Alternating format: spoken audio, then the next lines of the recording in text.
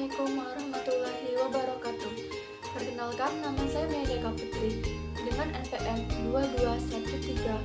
2213022001 dari Universitas Lampung. Di sini saya akan menjelaskan tentang sistem ekskresi. Sistem ekskresi pada manusia adalah sistem yang bertugas untuk mengolah dan membuang zat sisa-sisa metabolisme dan racun dari dalam tubuh. Jika tidak dikeluarkan dari tubuh, zat-zat tersebut dapat menimbulkan sejumlah masalah kesehatan.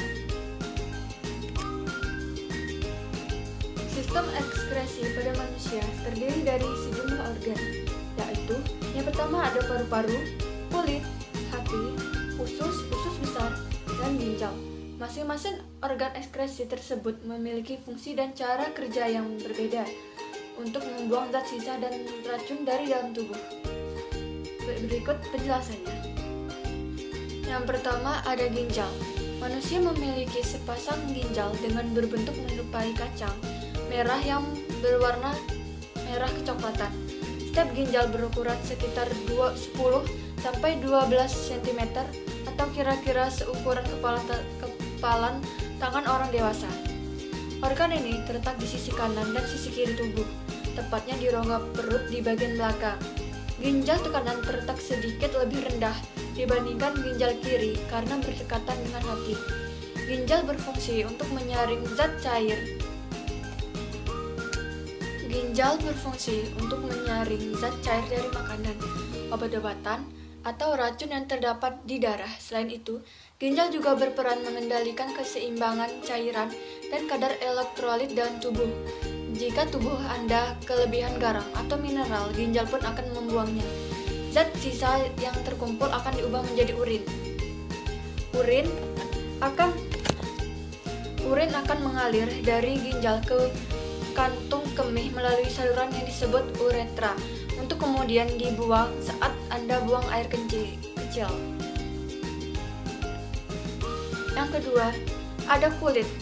Kulit manusia memiliki sekitar 2-4 juta kelenjar keringat. Kelenjar ini tersebar di seluruh bagian tubuh, namun paling banyak terdapat di telapak tangan, kaki, wajah, dan ketiak. Kelenjar keringat terbagi menjadi dua jenis, yaitu kelenjar ekstrin dan kelenjar aporin. Kelenjar ekstrin yang terhubung langsung dengan permukaan kulit dan menghasilkan keringat yang tidak berbau dan encer. Yang kedua ada kelenjar aporin yang menghasilkan keringat yang mengandung lemak dan pekat, serta terdapat di folikel rambut seperti ketiak dan kulit kepala. Pada dasarnya, keringat yang dihasilkan kelenjar-kelenjar tersebut berfungsi untuk mengendalikan suhu tubuh dan melumasi kulit serta rambut. Namun sebagian bagian dari sistem ekskresi, kelenjar keringat juga berperan membuang racun dari dalam tubuh melalui keringat yang dihasilkan. Ada beberapa jenis racun yang dibuang melalui keringat di kulit, yaitu antara lain zat logam, bisphenol A, polisklorianat, bifali, urea, vital, dan bikarbonat. Tak hanya racun, kelenjar kulit di kulit juga berfungsi untuk membunuh dan membuang bakteri. Yang ketiga yaitu usus besar. Pada dasarnya, usus terbagi menjadi dua bagian, yaitu usus kecil dan usus besar. Sebagian besar nutrisi dan sekitar 90% air yang terkandung dalam makanan dan minuman yang dikonsumsi setiap hari terserap ke dalam usus kecil. Sementara itu, usus besar bertugas untuk menyerap sisa air dan nutrisi yang tidak bisa dicerna oleh usus kecil. Usai diserap, sisa makanan dan minuman tersebut diubah menjadi feses, lalu dibuang melalui dubur saat Anda buang air besar. Yang keempat, ada hati. Hati adalah organ yang berukuran besar dengan berat sekitar 1 kg. Organ ini terletak di bagian kanan atas dalam rongga perut, tepat di bawah diafragma. Hati berperan penting dalam proses pengolahan racun atau detoksifikasi. Salah satu zat beracun yang dibuang dan diolah oleh hati adalah amonia, yaitu zat sisa dari hasil penguraian protein.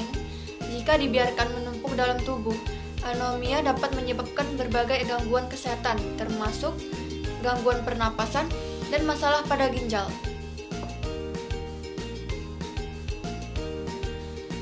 Selain amonia, zat lain yang dibuang atau diekskresi oleh hati adalah zat beracun dalam darah, misalnya akibat konsumsi alkohol atau obat-obatan. Yang kedua ada sel darah merah yang sudah rusak. Yang ketiga yaitu kelebihan bilirubin yang dapat menyebabkan sakit kuning atau jaundice. Yang kelima ada paru-paru. Paru-paru merupakan organ utama dalam sistem pernafasan manusia. Dalam proses pernafasan, paru-paru merupakan tempat pertukaran oksigen yang diperoleh dari udara ke dalam darah.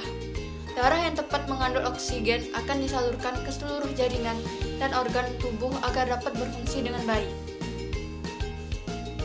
Setelah memproses oksigen, setiap sel tubuh akan menghasilkan karbon dioksida sebagai zat sisa metabolismenya.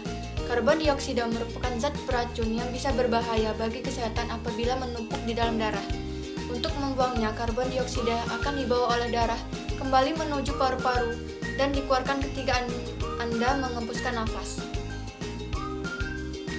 Batuk atau bersin juga merupakan mekanisme alami tubuh yang melibatkan paru-paru dan saluran pernapasan untuk mengeluarkan zat kimia atau gas beracun, debu, kuman, virus, dan benda asing yang masuk ke dalam sistem pernafasan. Sekian penjelasan dari saya.